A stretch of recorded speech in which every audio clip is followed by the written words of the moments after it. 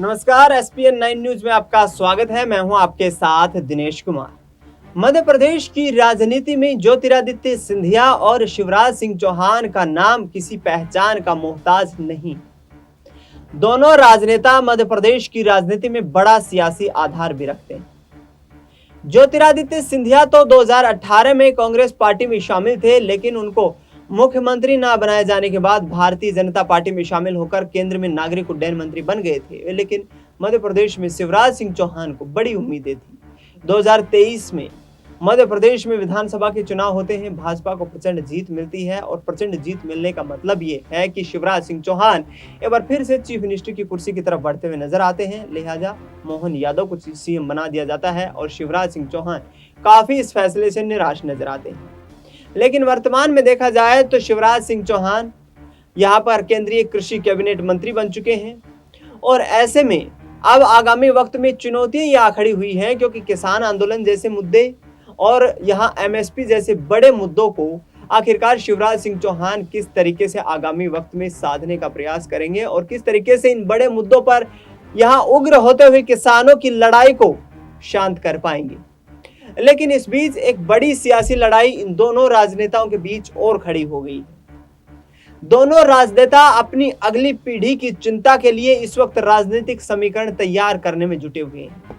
विशेष तौर पर चर्चा कर ली जाए तो शिवराज सिंह चौहान बुधनी विधानसभा सीट से छठी बार नवंबर 2023 में चुनाव जीत करके आए थे और ऐसे में अब उनके लोकसभा सांसद बनने के बाद, केंद्रीय कैबिनेट मंत्री बनने के बाद बुधनी विधानसभा सीट खाली हो गई है, जहां से उपचुनाव होने वाला है।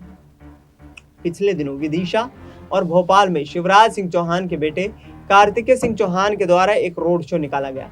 उनके पिता की जीत का यहाँ पर वो लोगों को आभार व्यक्त करते हुए नजर आए, जबकि ये भी कहते हुए नजर आए कि पिता को आपने भरपूर आशीर्वाद सम्मान दिया है, लेकिन अब मैं आपसे सम्मान मांगने आया हूं। इसके मतलब साफ तौर पर यही निकाले जा रहे हैं दर्शकों कि यहाँ पर शिवराज सिंह चौहान के बेटे कार्तिकेय सिंह यहाँ चुनावी मैदान में उतरने की तैयारियां कर रहे हैं। ऐसे में देखना यह होगा कि क्या शिवराज सिंह चौहान मध्य प्रदेश में यहाँ पर भारतीय जनता पार्टी की टिकट से अपने बेटे को चुनावी मैदान में सक्रिय कर पाएंगे, क्योंकि दूसरी तरफ ज्योतिरादित्य सिंधिया के बेटे महाआर्यमन भी लगातार राजनीतिक गतिविधियों में सक्रिय दिखाई दे रहे हैं। ऐसे में दोनों राजनेताओं की अब सियासी सरगर्मियां और भी तेज हो सकती हैं और सियासी वर्चस्व पाने की लड़ाई आमने सामने की टक्कर में परिवर्तित हो सकती है, क्योंकि दोनों अपनी अगली पीढ़ी को चुनावी मैदान में उतारना चाहते हैं।